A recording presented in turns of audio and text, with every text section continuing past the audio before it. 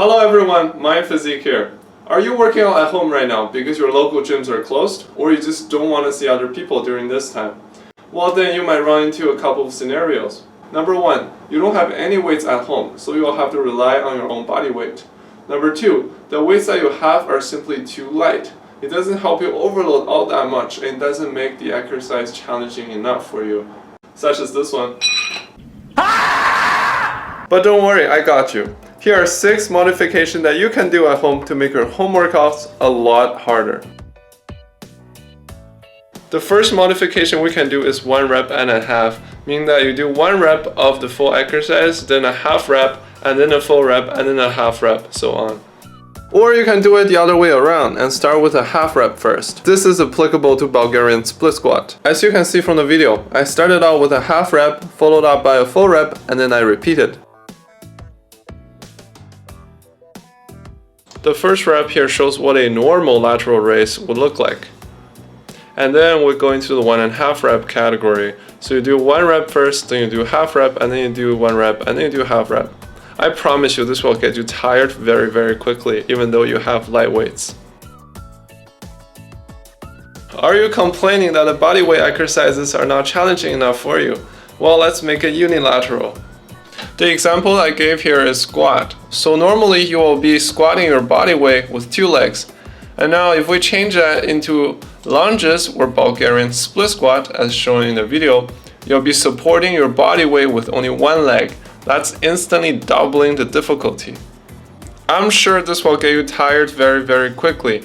If not, wear a backpack and put some books into it. That will make the exercise even harder. Another example include 1 arm pull-up if you can do it, and 1 arm push-up. Here's a progression chart for the 1 arm push-up if you happen to want to work towards that. Another way to make exercises more difficult is by pausing them, either at the top or at the bottom. I'll give out some examples of each.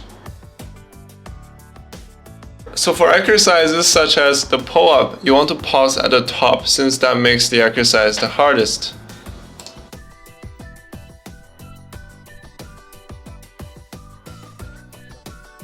And for exercises like push-ups, you want to pause at the bottom of the range of the motion.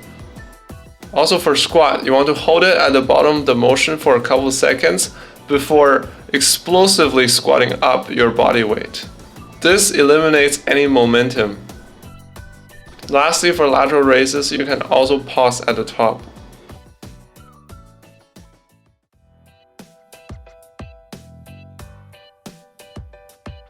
Another trick, but specifically for biceps, would be the Arnold 21s.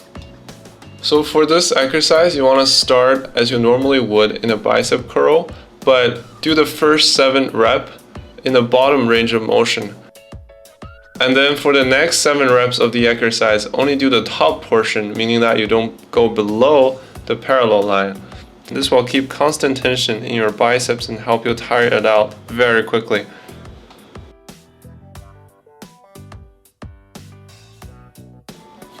And lastly, you want to do the next 7 reps with full range of motion as you normally would. And as you imagine, you can use a very light weight for this exercise and still be able to tire your biceps out completely. Even if you go back to the gym, this exercise is still an amazing workout for your biceps.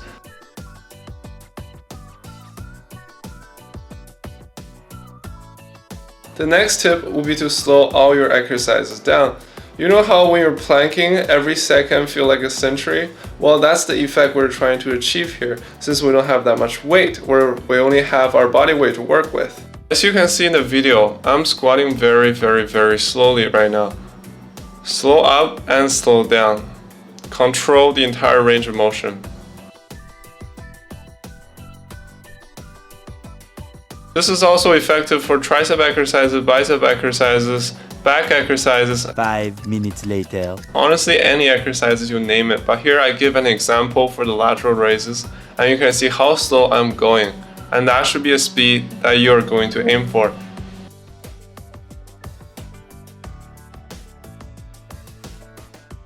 Then you can take advantage of the exercise progressions, which make the exercises harder. This is similar to the previous tip, as unilateral exercises make the exercises themselves harder. The progression I'm showing here is essentially the transition from pike push-up to a wall stand push-ups.